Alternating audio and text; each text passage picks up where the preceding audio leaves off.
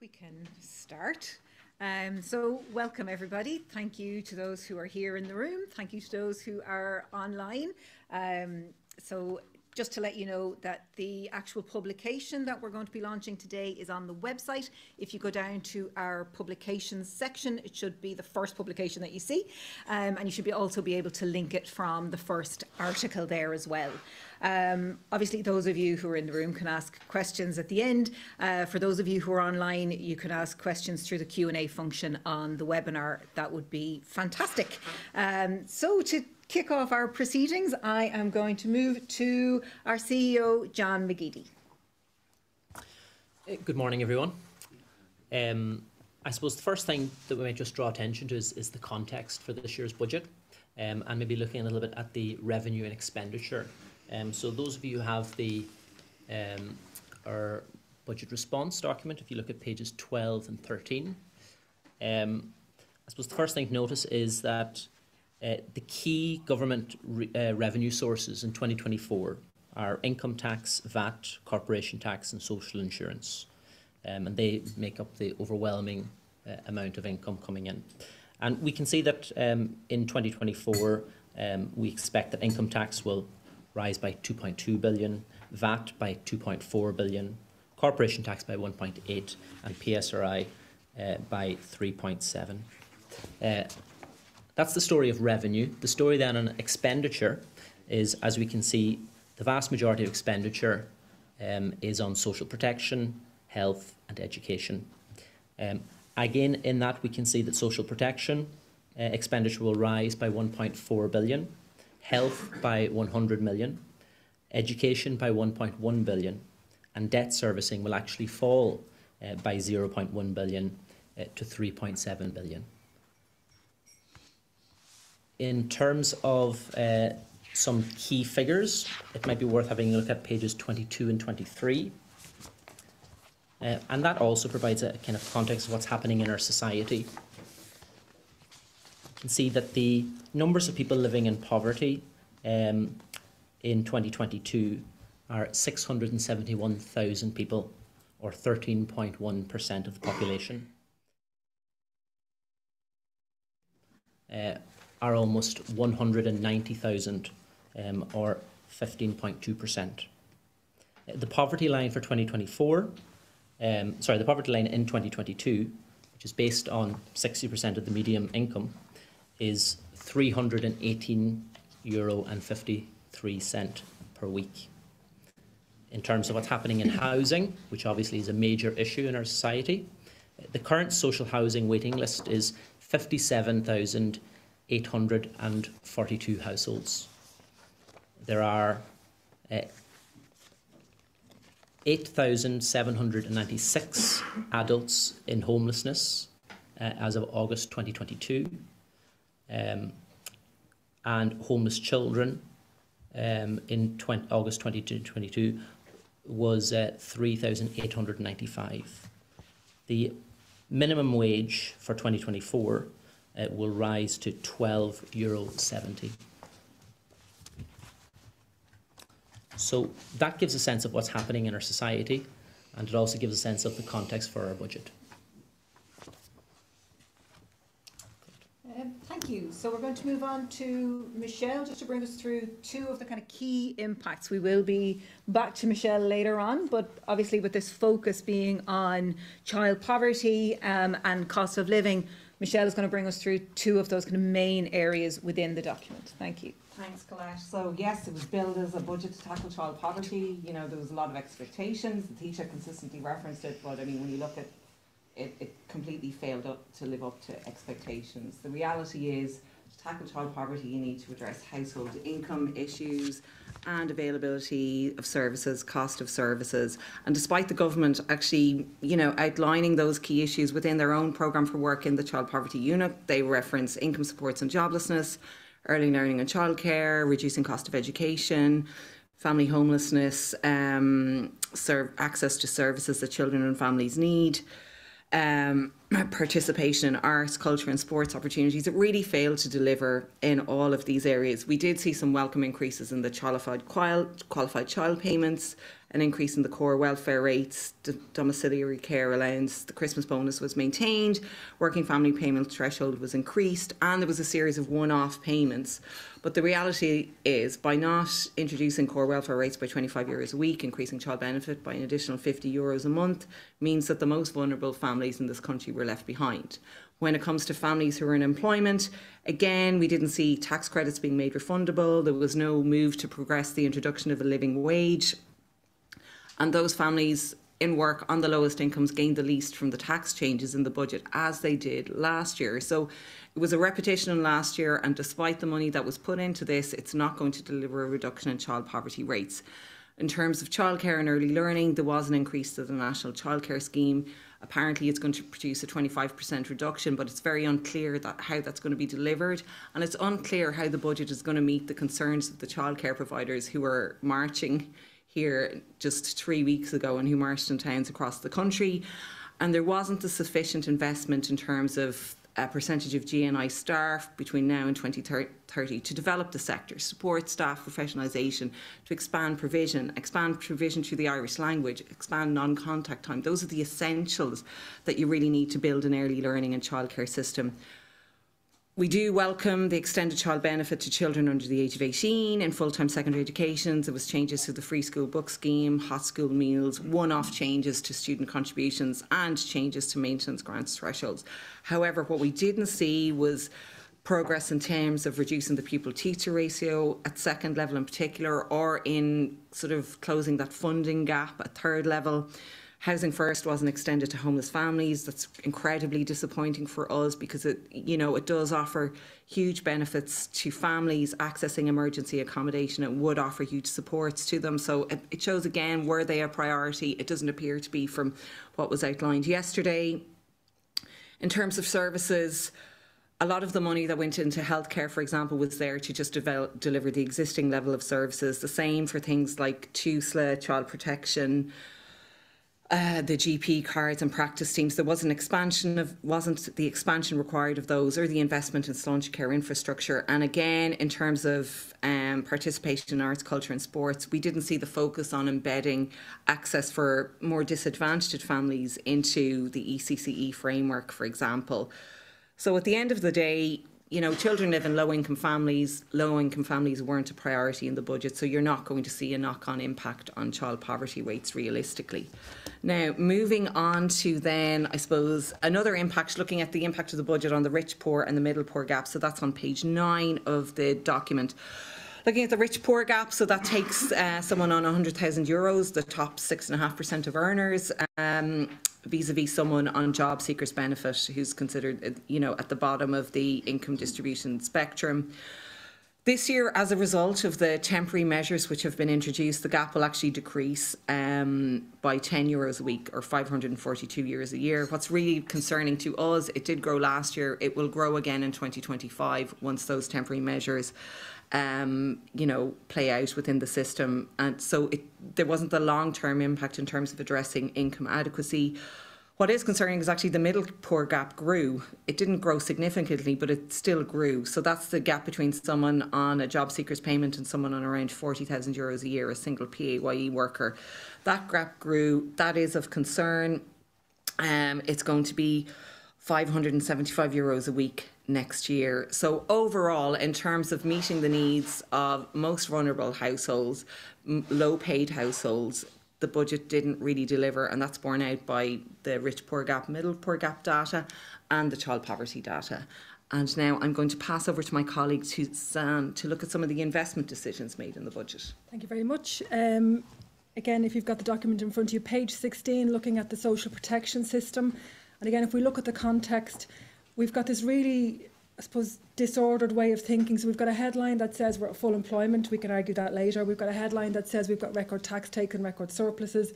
And then the next headline is children with special needs can't get a school bus. So despite all of this economic success, we still have 13.1% of the population in living in poverty. That's 671,000. I would bet good money that will go up in the next round of Silk. We've got the deprivation figures probably coming in November. Last year we had 900,000 people experiencing deprivation. Again, I would guess that will go up. So we have all of this economic success, and it doesn't seem to be translating through society looking after the most vulnerable. So that's the sort of background. Government also has really clear anti-poverty commitments. The Roadmap for Social Inclusion commits to 2% of consistent poverty by 2025, and the SDGs commit to eradicating poverty in all its forms everywhere by 2030.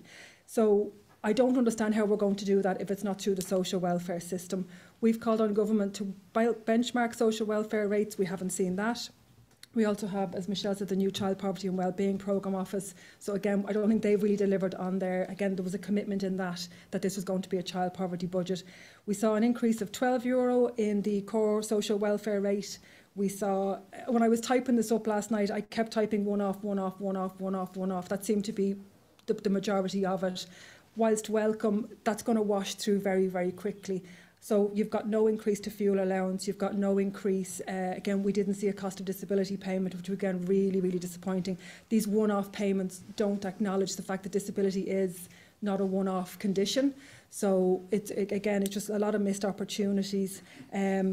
So I just think it's just really regrettable that given this large surplus, given the fact that there was money to play around with, it seemed to be filtered away from those who really, really need it. There's a big difference between cutting back and cutting out. So cutting back on your heat for an hour a day is very different from cutting out your heat 4 days a week.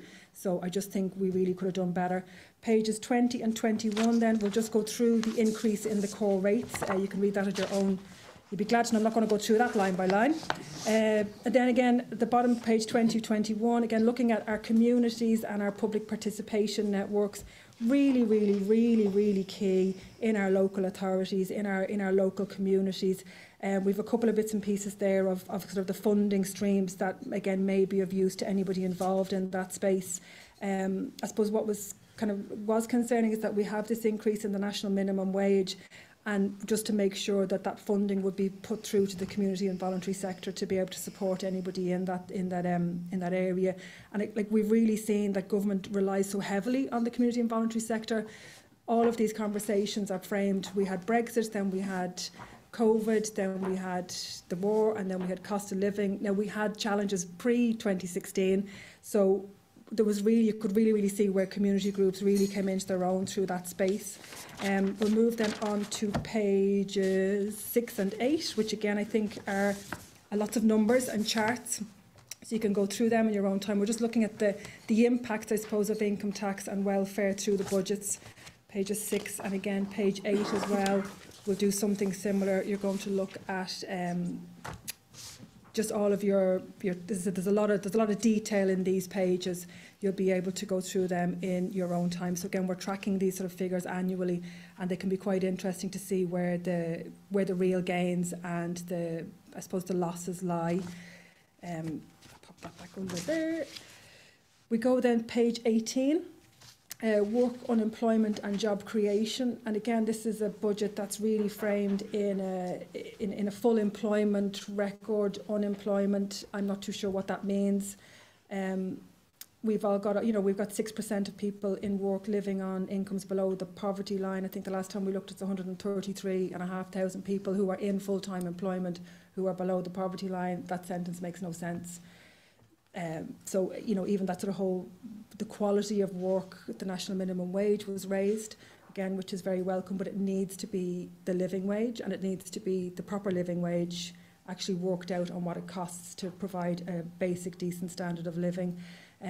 Wage growth at around the 4 or 5% does continue to lag behind inflation, and I suppose we're all very aware that anybody on a low income, inflation rates are actually higher, because you're spending most of your income, you're not investing it, you're not saving it, and most of your income is being spent on the basics, on food and fuel, so inflation rates are actually higher for low income earners.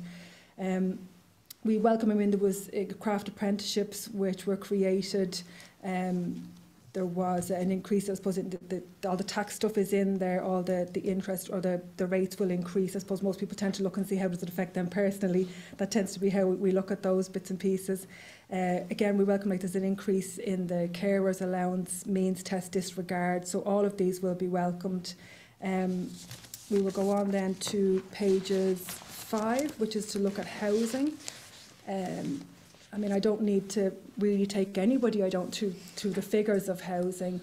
We've consistently argued that even if government met its targets, it still wouldn't be enough.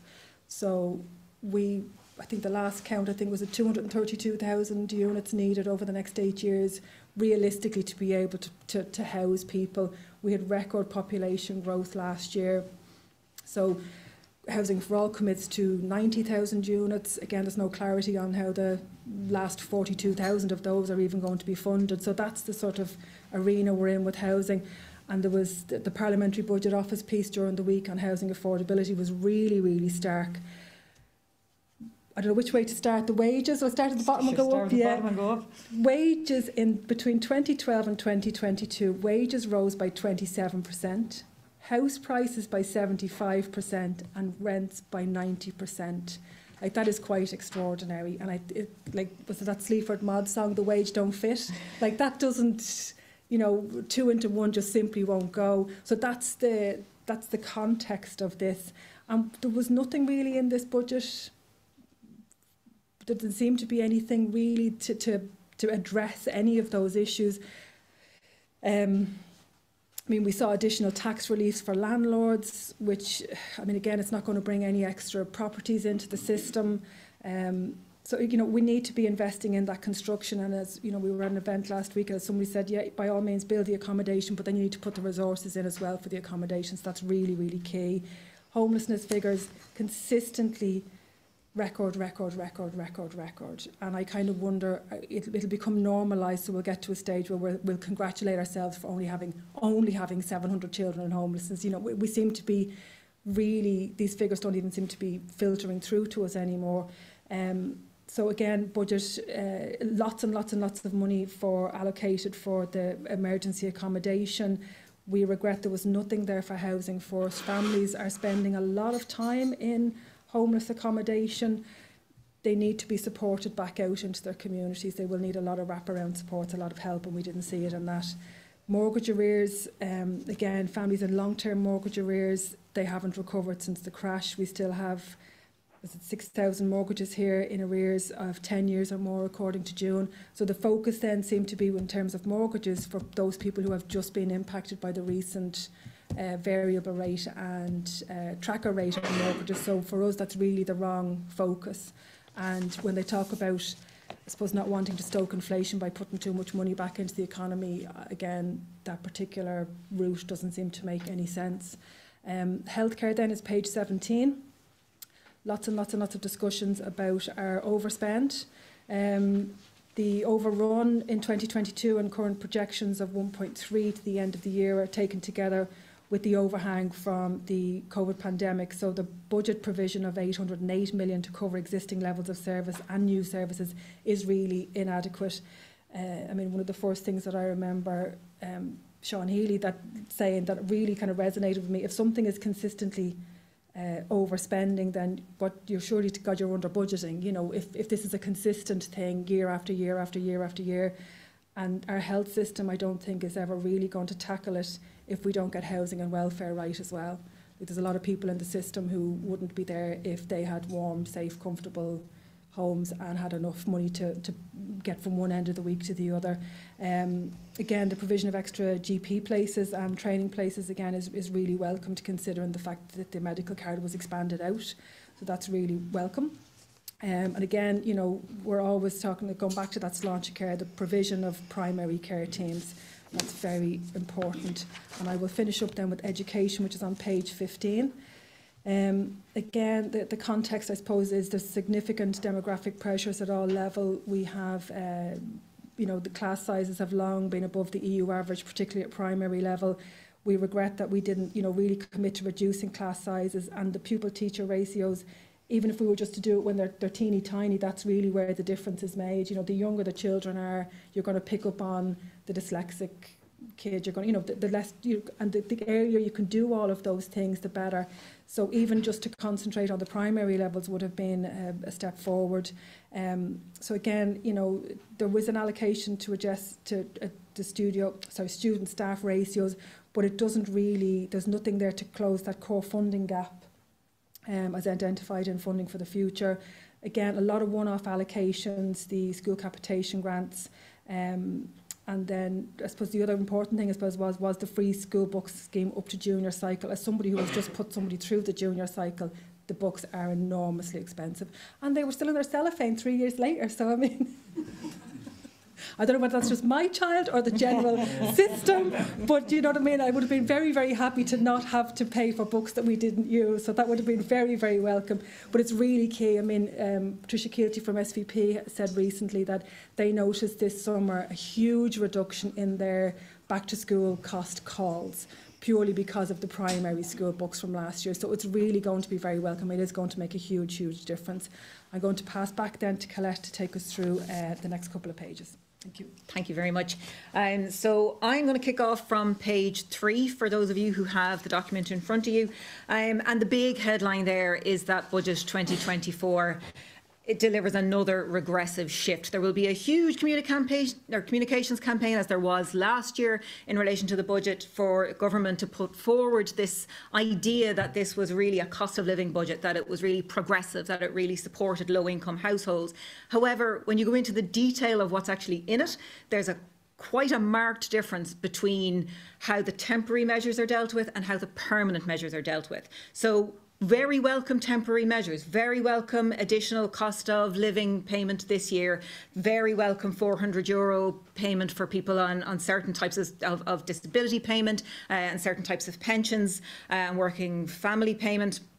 So that's very welcome. We welcome the Christmas bonus, which, at this point, it's year on year. It's such a nonsense that people who are reliant on the Christmas bonus every year have to kind of hope for the best every October, when it should just be part and parcel of their package. The energy credits will support people in the month and the week that they arrive. But as a cost of living measure, it is grossly inadequate. The cost of living is an ongoing expenditure. We all have experienced it, although there are many of us who have experienced it in a much more difficult and harming way. We heard yesterday that the Minister for Finance stood up and talked about a reduction in inflation. By its very nature, inflation isn't reducing. That's deflation, and we're not seeing that at all. What we're seeing is about 7.5%, 8% last year growth in prices, 5% on top of that this year, another maybe 2.5% next year. Those prices are going one direction, and that is up. And what we are seeing in response to that for very low income households are one-off measures and grossly, deeply inadequate increases to core social welfare rates. As Suzanne already mentioned, €12 is not going to cut it, particularly when we have a benchmark and the government put in place a benchmark back in 2007 that would equate now to about 27.5% of average weekly earnings. That would have equated to about €25. We're nowhere near it. On the other hand, then, we have the permanent measures, so measures to the income taxation system in particular, which disproportionately benefit those who are on higher incomes. And you can see within the story of this page 3, the difference for an unemployed person. They received €12.20 a week, and that 20 comes from the fact that we've factored in what should be a permanent measure, the double payment at Christmas. An earner on 30,000 got 546 a week. An earner on 60 got 1585, and an earner on 100 got 1662. So you can see, I suppose, how skewed the budget is in favour of those who are on a higher income. And as I said, the €12 increase just simply isn't enough. Suzanne referenced the fact that social welfare is really critical to addressing poverty. And, you know, we've seen that the poverty rate that is currently 13.1%, that increased in 2022 compared to 2021, that we wholly expect an increase again this year. That was reduced by 23 percentage points because of social transfers. So we need that to be to be adequate. If we don't, our weakest get left behind. We've seen it previously. We are likely to see it again unless weekly core social welfare rates track increases elsewhere in the economy, particularly in earnings. Moving on then to the really exciting bit that everybody loves, taxation, and that starts on page 14.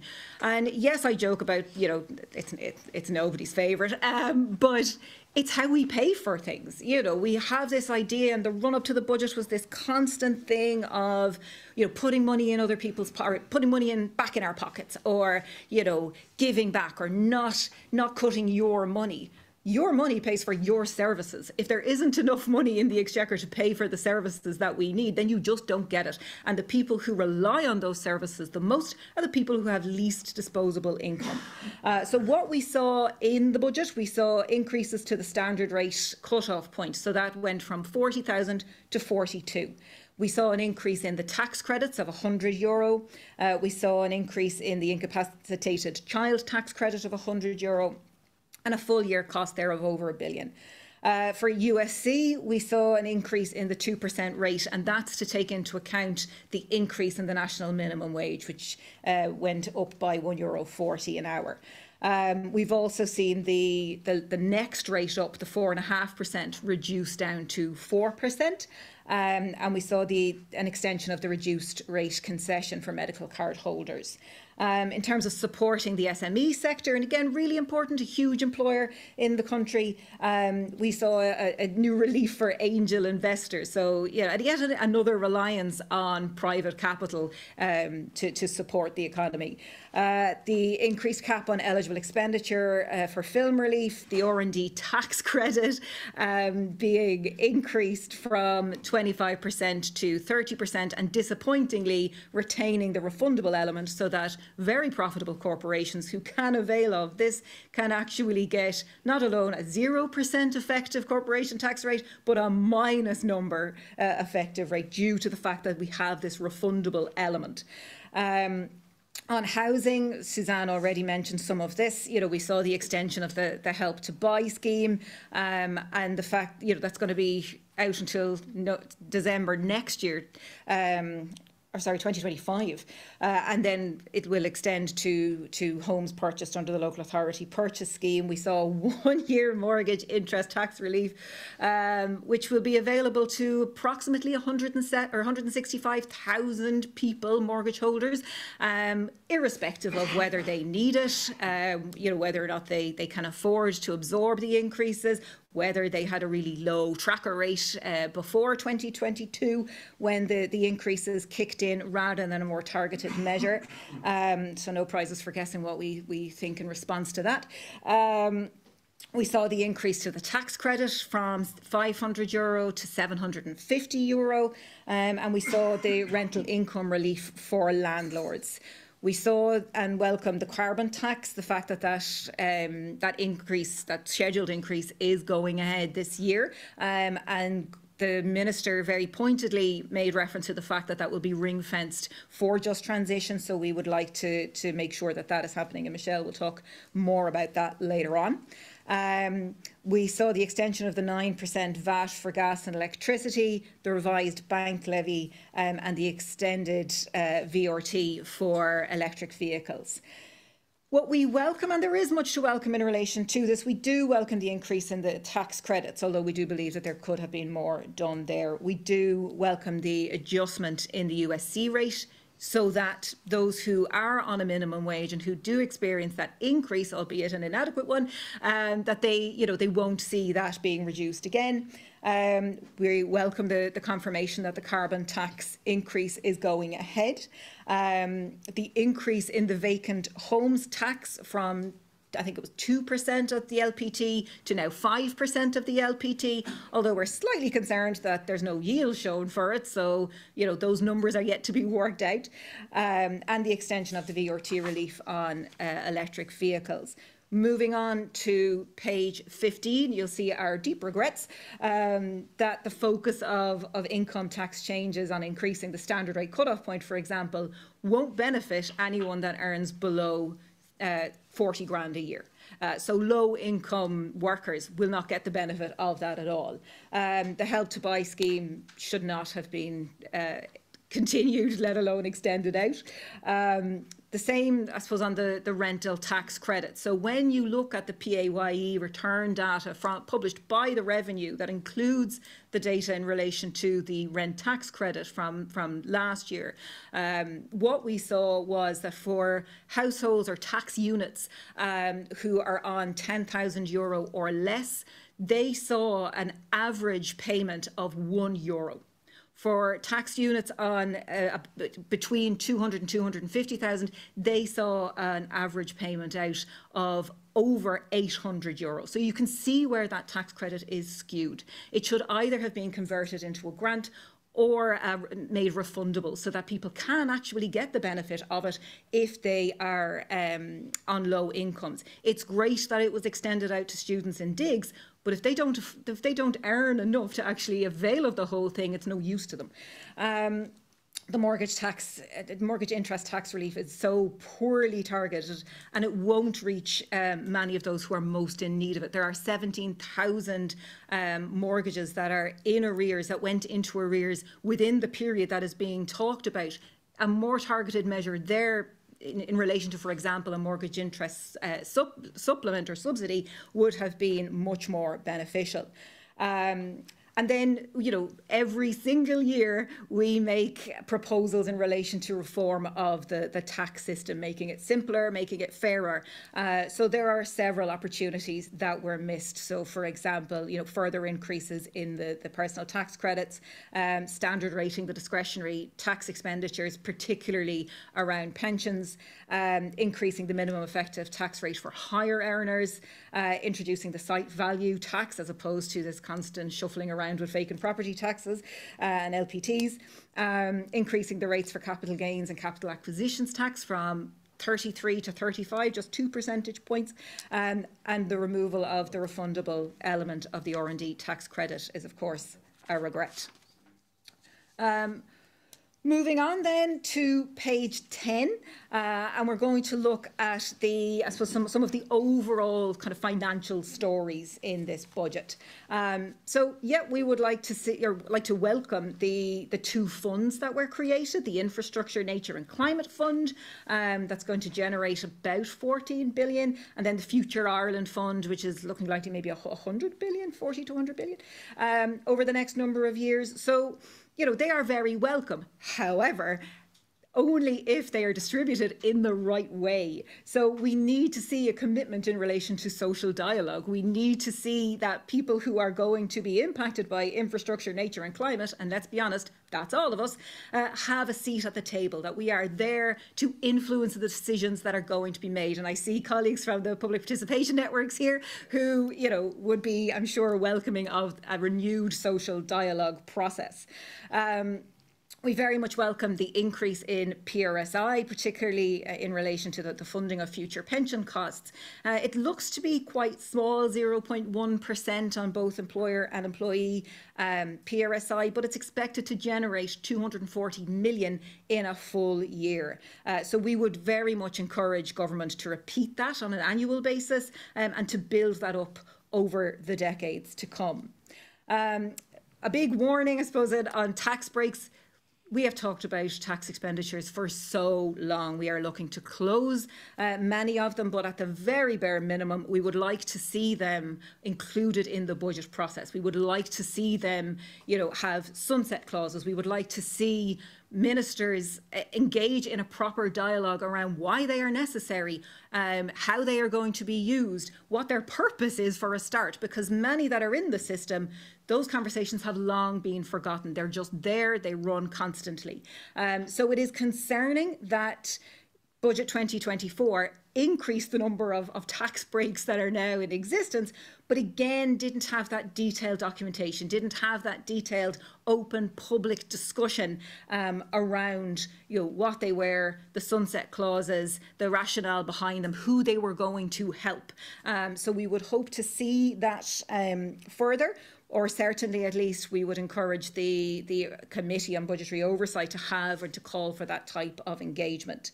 In relation to our government debt, the costs, again, are quite high. We're looking at 3.68 billion in 2024. What we are calling for is, again, it's, John said earlier on, it's part of the kind of budget package. It's part of that budget expenditure calculation. We are saying that the debt should actually be separated from the existing national debt, and in terms of the additional debt that we took on for COVID and for the war in Ukraine, and all of that planning should be separated out, financed by a 100-year bond from the ECB with a near zero interest rate. And then in terms of inflation, and I've already done my platform on inflation, that it is going up. Unless you hear the word deflation, it's going up. The rate of increase is slowing, but the prices are still increasing.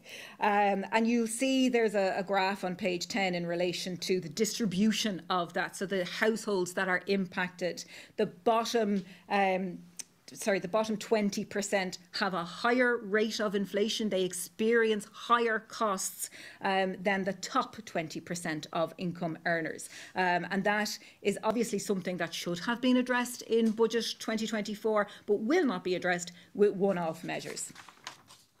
And then finally from me, onto page 19. I'm not going to go through the column on the left-hand side. I have to look at what hand I'm looking at. On the left-hand side in relation to the public finances. But I would like to talk about ODA and climate finance and the SDGs.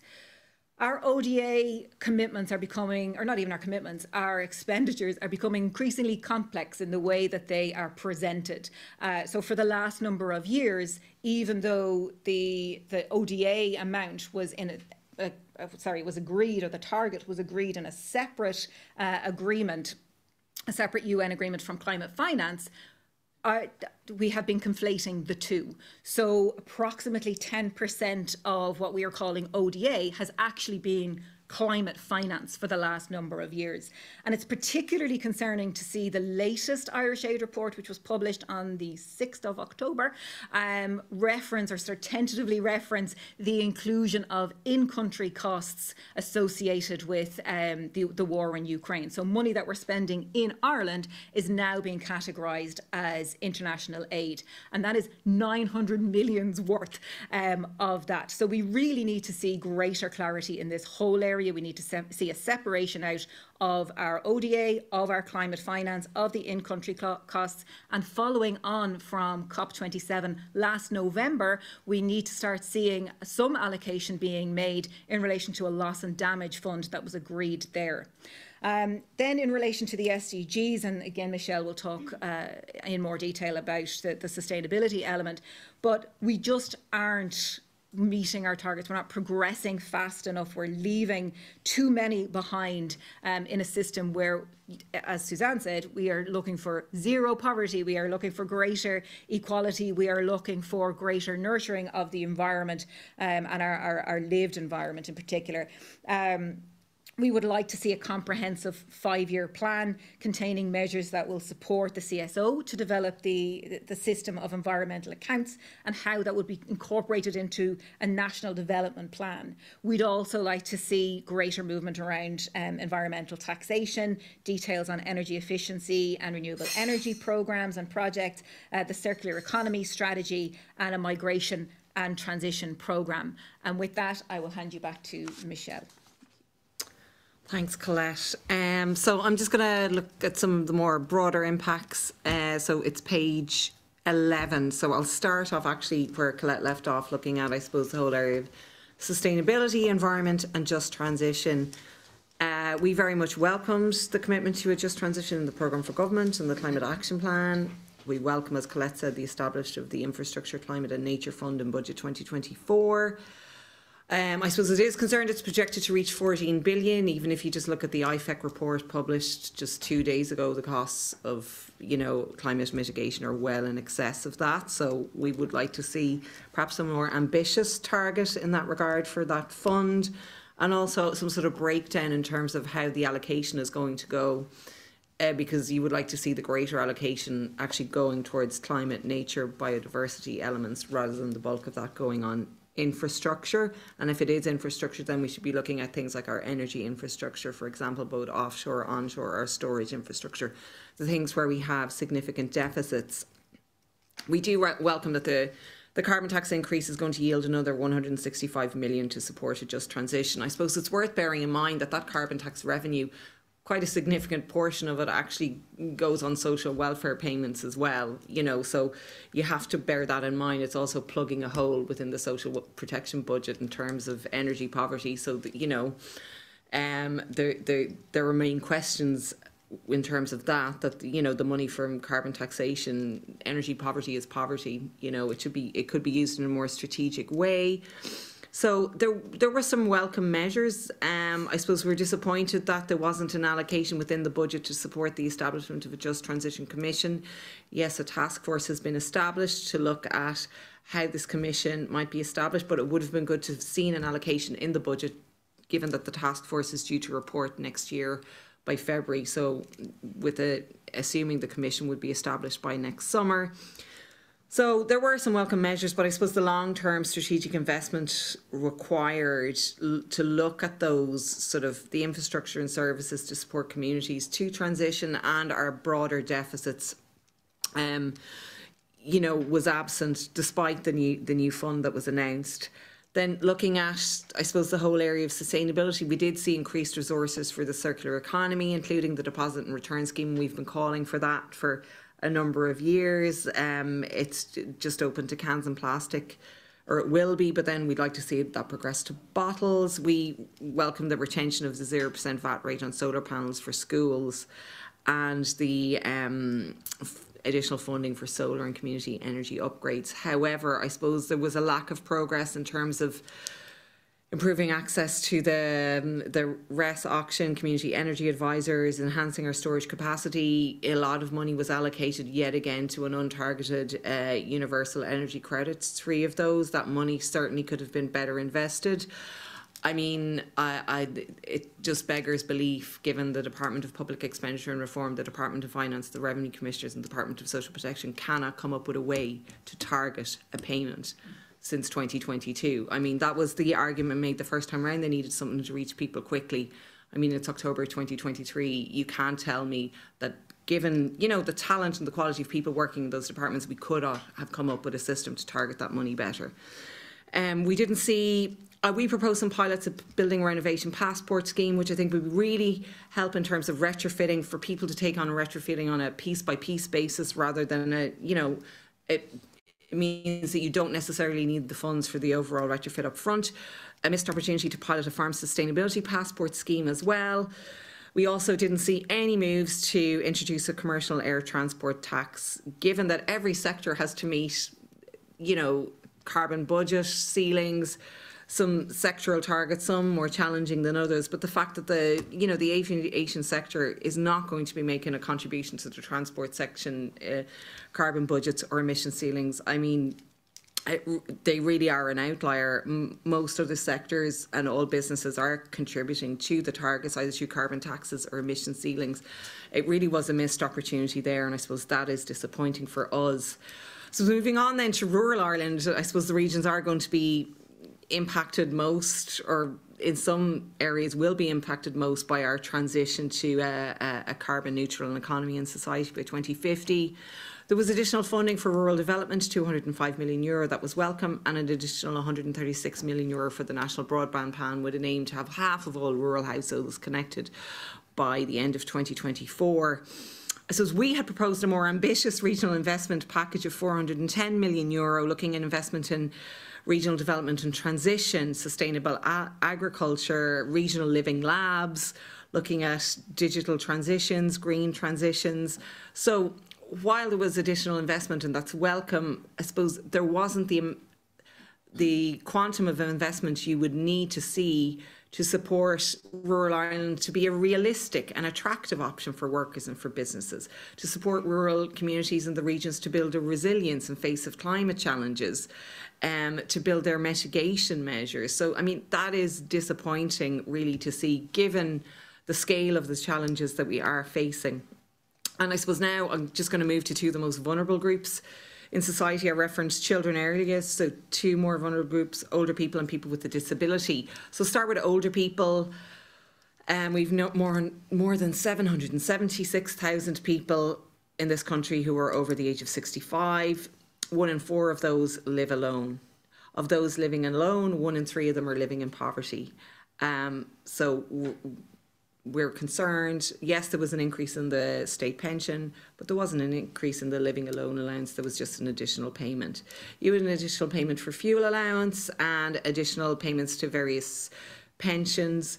But this, you know, this doesn't cover the erosion of their incomes in real terms. That's really concerning, that we're seeing now a trend of where we had seen poverty in older people decreasing, it's now starting to increase again. And that is really concerning for us. And, you know, as we pointed out at the beginning, one-off measures aren't going to bridge that gap. And what you will see when those measures, you know, peter out of the system is that the challenges and the poverty rates among older people will increase, particularly those older people living alone. Looking at people with a disability then, 22% of the population, more than 1 million people, according to Census 2022. They have the highest risk of poverty rate. 39.1% of this group experience poverty. That's 3 times that of the general population.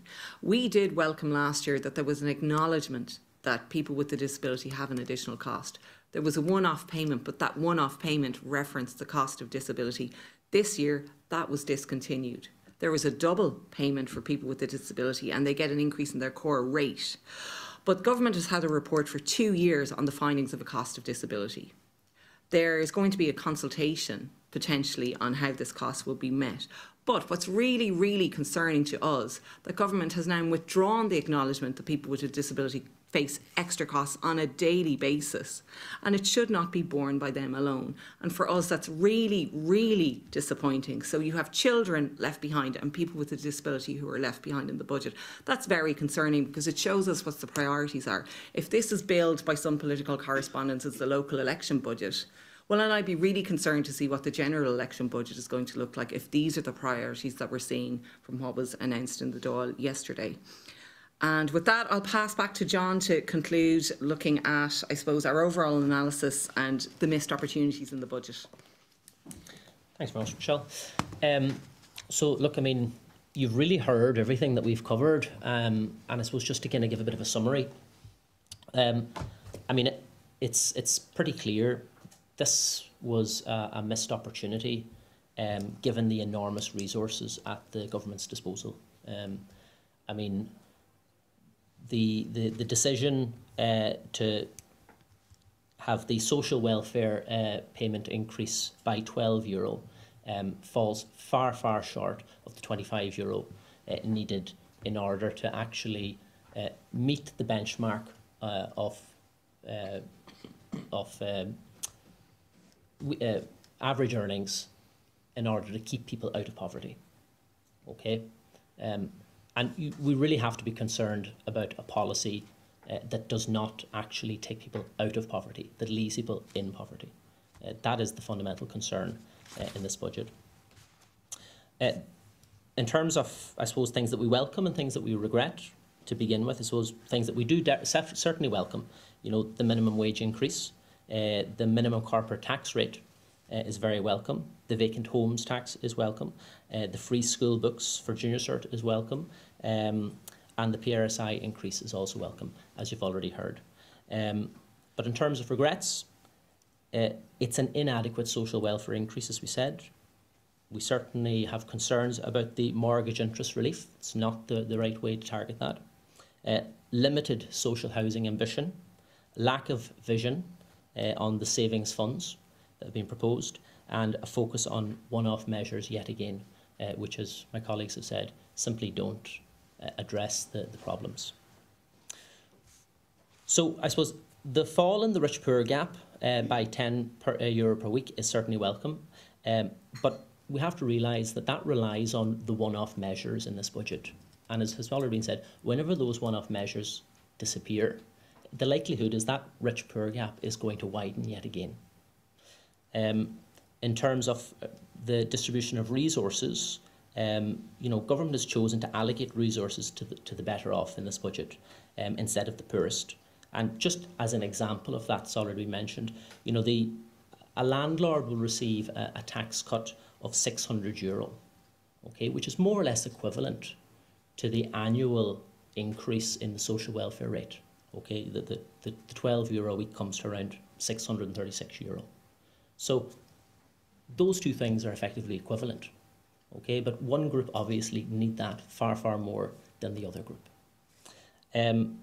Again, in terms of one-off measures, they're not an appropriate, one-off measures are not an appropriate response to long-term problems. Okay, it's been referenced that the Minister said that we can't have long-term solutions to short-term problems. But the problems in our society aren't short-term, okay? Things like the temporary cost of living pressures, underlying those, beneath the surface of those, are actually chronic problems of poverty, housing, homelessness, and the provision of services. Okay, we have well over 500,000 people in poverty, 671,000. Okay, and those poverty rates have been consistent and they've been growing. And likewise with homelessness. Okay, with over 12,000 people in homelessness, and the homelessness problem is a chronic problem.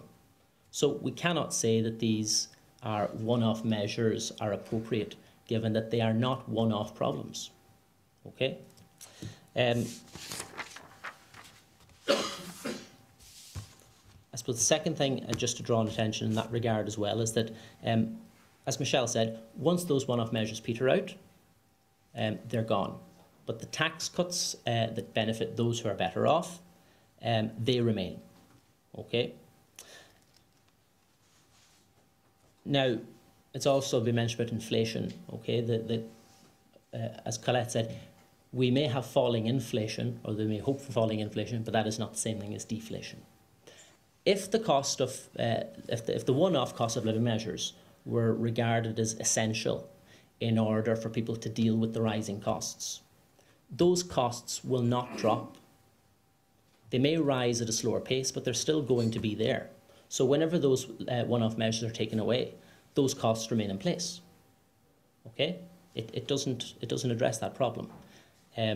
So in that regard, it simply doesn't make any sense to deal with inflation with one-off measures. Child poverty has already been mentioned. Again, look, we absolutely welcome the books, the free books. We welcome the school meals. We certainly welcome the 25% cut in the cost of childcare. But we also deeply regret the fact that the child benefit rate was not increased. And again, children are not in poverty by themselves.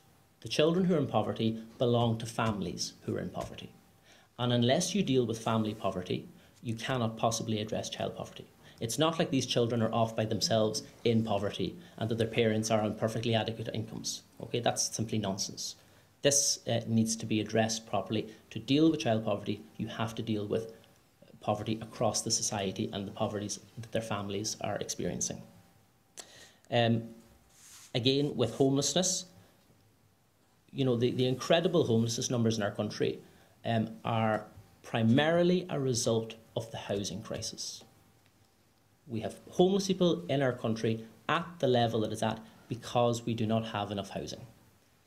That's simply the reality. And the commitment to 9,300 social houses fails to catch up with the 2022 shortfall of 1,567, or the likely shortfall in social housing builds in 2023. And has already been mentioned, that's before we ask the question of whether those targets actually meet the housing need, which of course they don't. In terms of, there's also a serious question of justice here in how the resources at government's disposal have been allocated.